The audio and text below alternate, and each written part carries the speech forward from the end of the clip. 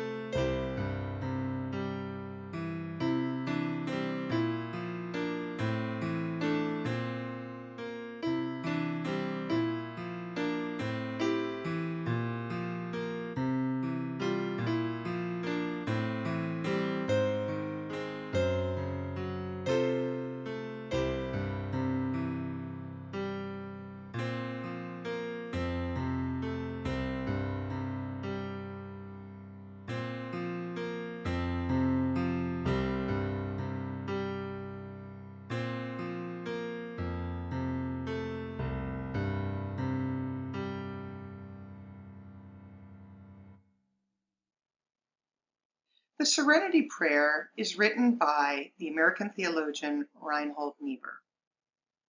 God, grant me the serenity to accept the things I cannot change, the courage to change the things that I can, and the wisdom to know the difference.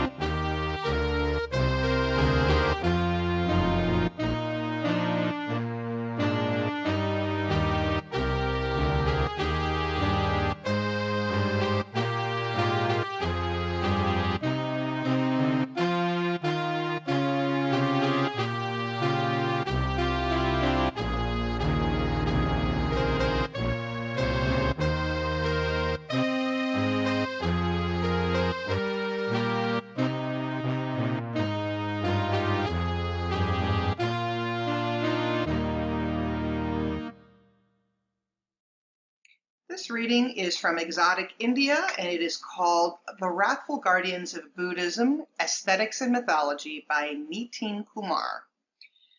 An enigmatic aspect of Buddhist iconography is the presence of wrathful, terrifying forms. Though these awesome hair-raising images seem contradictory to Buddhist ideals, they are not personification of evil or demonic forces. Rather, they symbolize the violence that is a fundamental reality of the cosmos in general, and of the human mind in particular. In addition to destroying the passions of the mind, the purpose of gods is to protect the faithful. The wrathful deities, who symbolize the tremendous effort it takes to vanquish evil, especially perform this function. Mahakala of the Great Black One. The legendary history of Mahakala was written by Kedrup Kyungpopa, founder of the Shangpa Kangyu tradition in the 11th century. He says that the reason for the special powers and effectiveness of Mahakala goes back to Avalokiteshvara's vow to remain in the mortal world and not reach Buddhahood until all sentient beings were enlightened. After helping hundreds of thousands of people for countless years to reach enlightenment, Avalokiteshvara saw no decrease in suffering, but rather an increase in defilements. He then became discouraged. As soon as he had had that thought, his head immediately split into 1,000 pieces.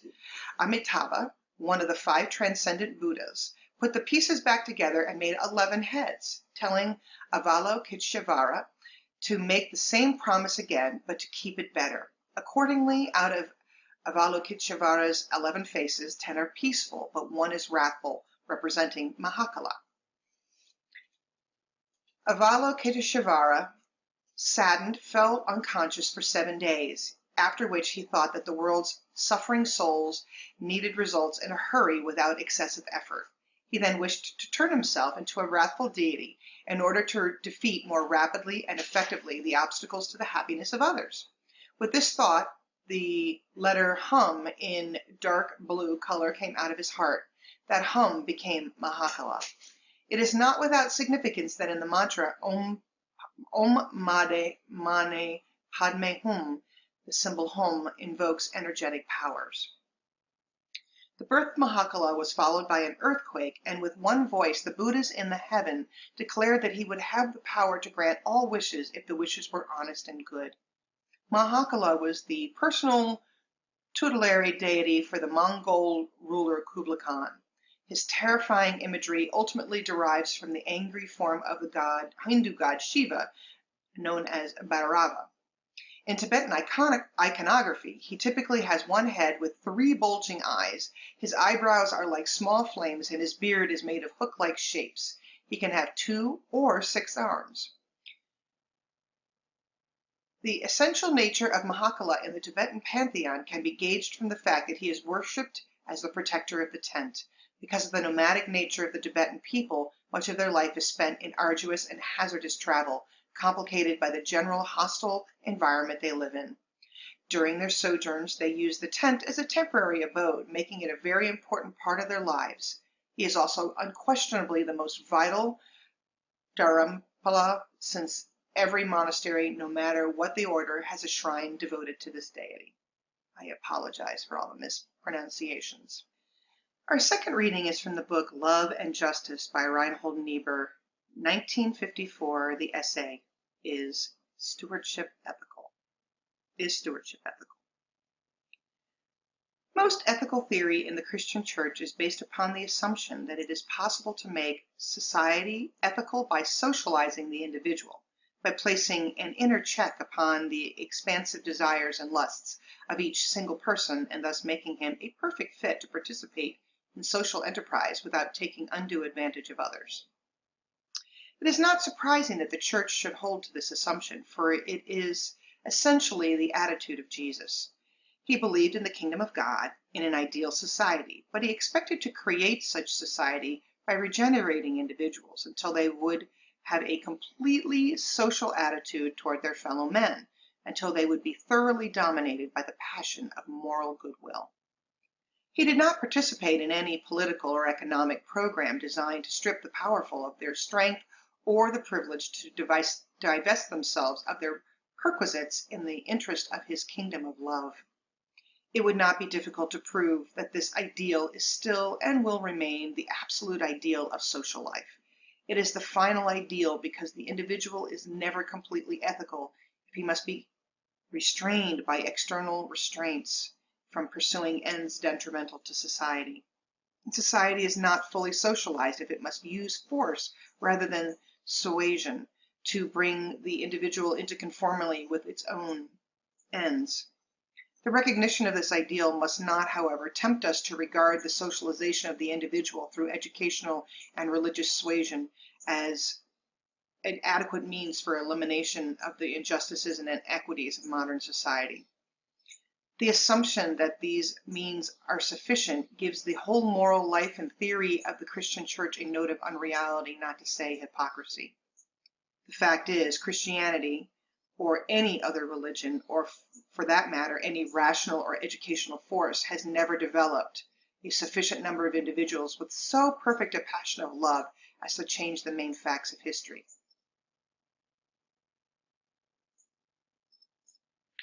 Another essay also from Reinhold Niebuhr is When Will Christians Stop Fooling Themselves? In the Orthodox Christianity, it was assumed that no perfect justice could be achieved in society, and the reconciling love which it preached was therefore something that was to ease and qualify, but not change the relative injustices of society. In the modern period, the liberal church, rightly impatient with the conception of static justice, thought of its task as one that demanded the achievement of a more perfect justice. Since, however, it believed that the gospel law of love was a source of an effective social ethic, it insisted that this more perfect justice was to be achieved by admonishing those who have undue privileges to sacrifice them in the interest of those who had been defrauded. The Church's ministry of reconciliation was thus conceived in purely moral terms. It was to make selfish people unselfish, at least sufficiently unselfish to permit the creation of justice without conflict.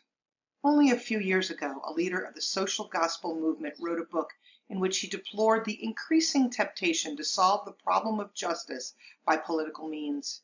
In other words, he still held to the belief that pure moral suasion could solve every social problem. When it becomes obvious that problems of social justice are not solved in terms of pure moral suasion, but that the establishment of justice always involves a certain degree of pressure, of claims and counterclaims, of pushing and shoving.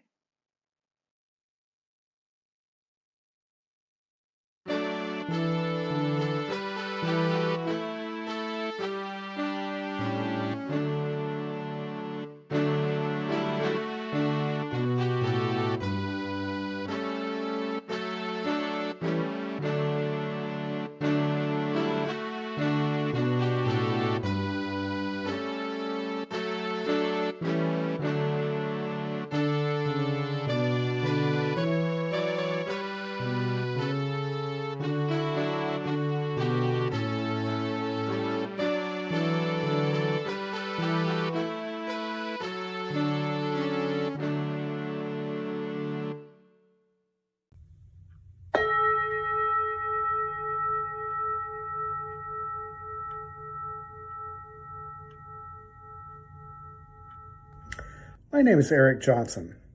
I'm a member of First Unitarian of Alton, Illinois.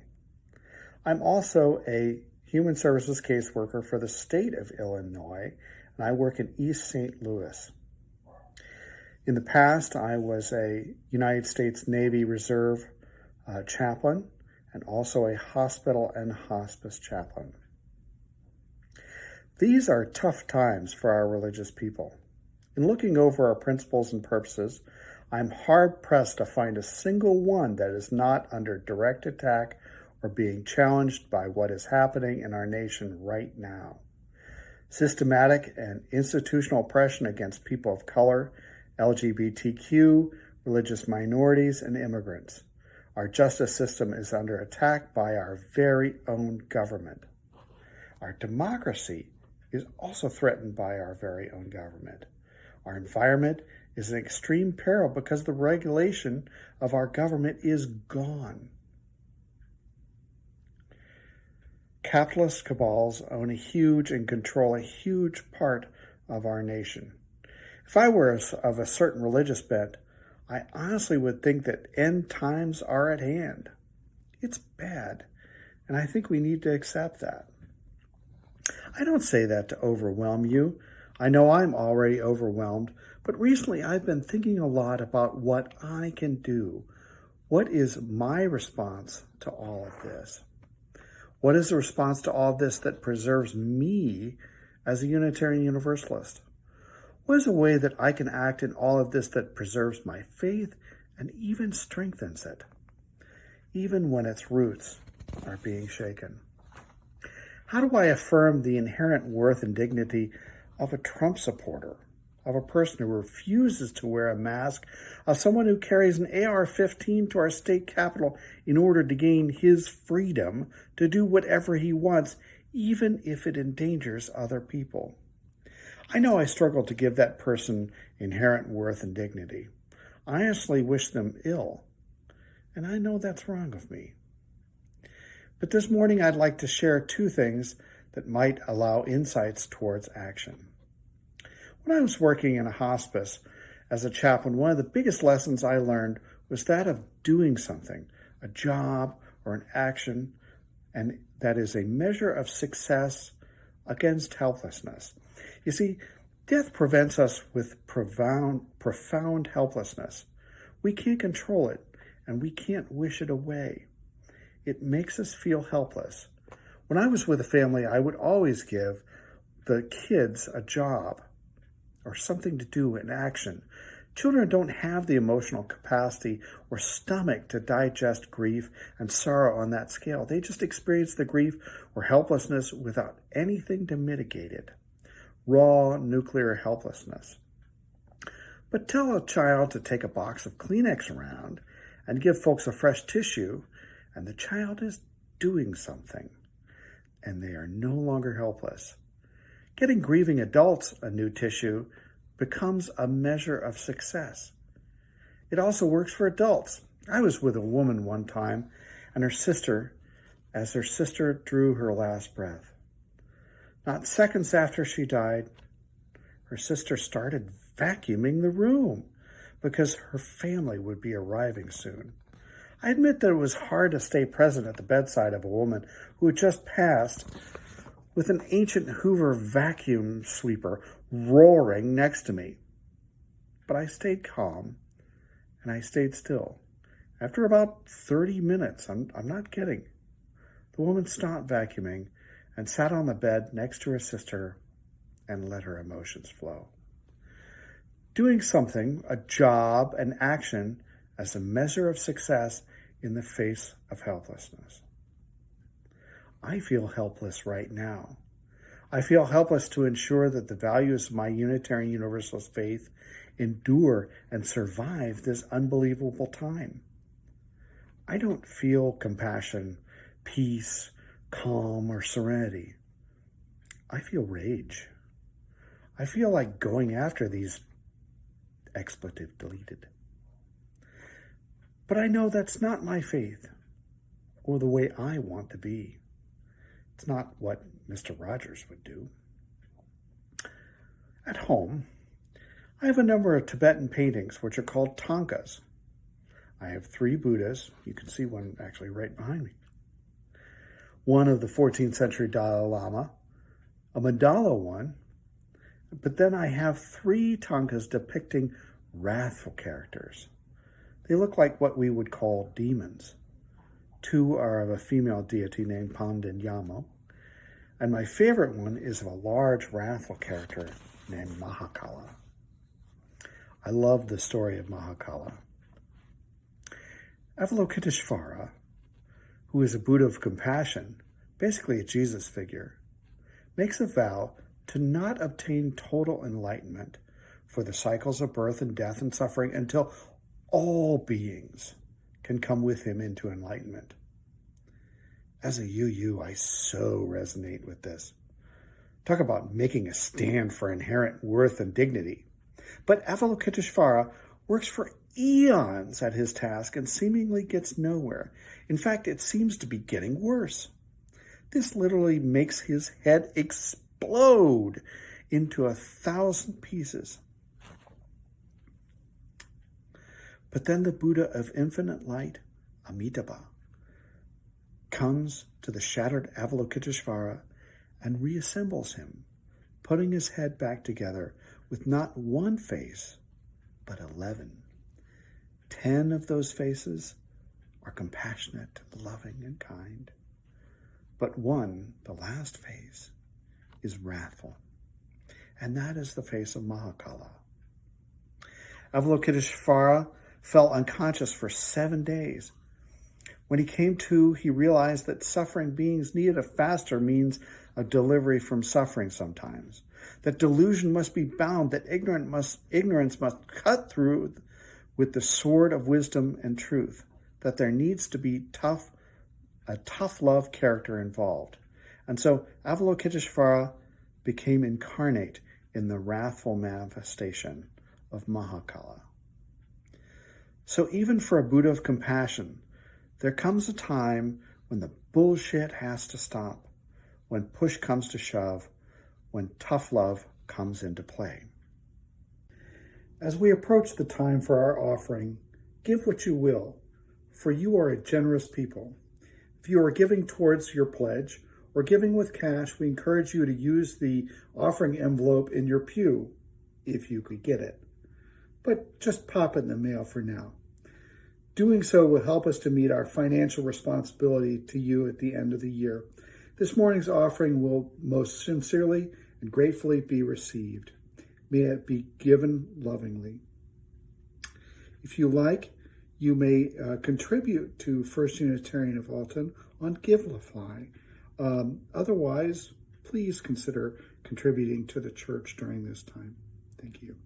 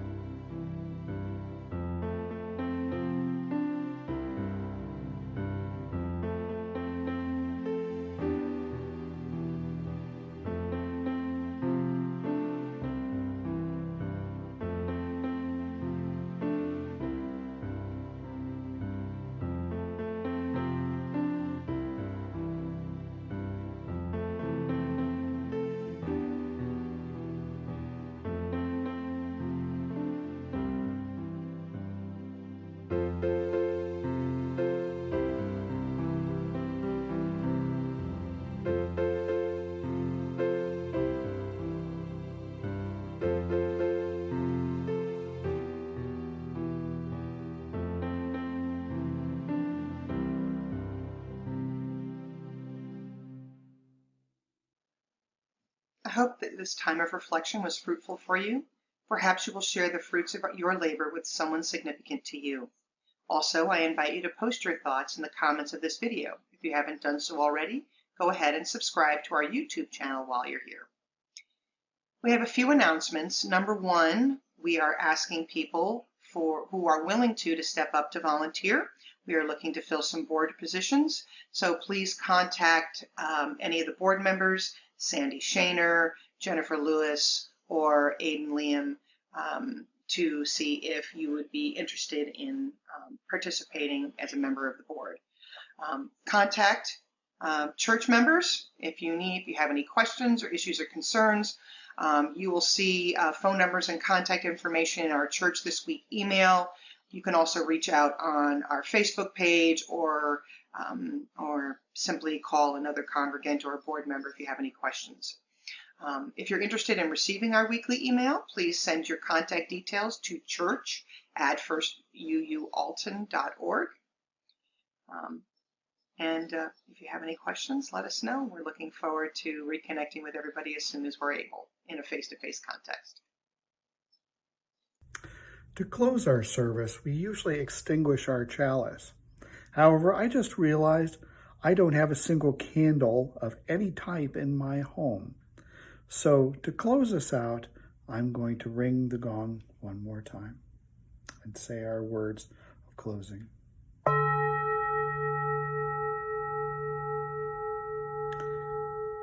The light of truth and meaning cannot be put out. We are the keepers of this flame until we meet again.